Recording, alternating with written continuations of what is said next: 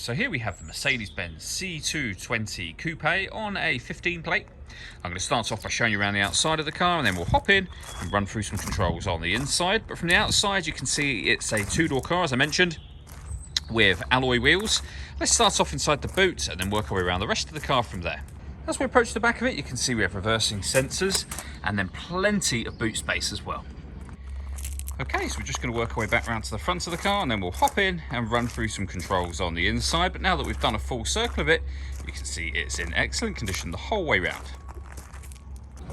Just briefly before we climb in, I think it's what we're seeing the interior from this exterior point of view. There's plenty to run through on the dashboard, so let's hop in and we'll do that right now.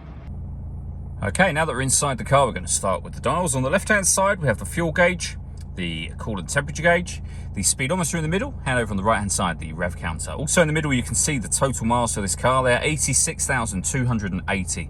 Beneath that, it will show you what gear this car is currently in. It's an automatic, so we are in park at the moment. You can change that trip computer information. You can, for example, if you wish to, have a digital readout for the speedometer that you can see being displayed there now. Back out to the steering wheel. The buttons I was using to do that are just here. Over on the right hand side we have stereo and phone controls. You won't be able to use the phone controls until you pair the phone up to the car, and that is done using the screen over in the center just here under the telephone heading that you can see me highlighting at the top. The movement that I was making there in order that I highlighted that was all being done using this dial. You can use the buttons on the main display here, so for example, you know, radio, telephone, for example, navigation, or as I say, you can use the dial. So for example, if you want navigation, just rotate the dial to navi, push the dial down, you're now in the satellite navigation menu. You can come back out of that, so you could highlight the audio menu, for example, and as you can see there, all the different ways in which you can listen to music in this car. And then, as I said, pairing your telephone is done by highlighting the telephone section at the top there. If I put the vehicle into reverse, you'll also see that we've got a full colour reversing camera as well. And you can see the line of the rear bumper just there, making it very easy to park this car.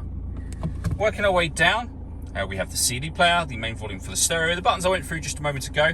We then have heated driver's seat with 3 heat settings, and the same over on the passenger side as well, with a hazard warning light. Put the car in eco mode from there.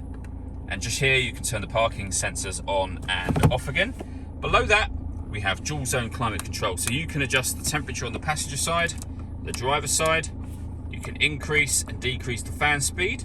You can determine where you'd like the air to be distributed, and then you can turn your air conditioning off in this case, or back on again.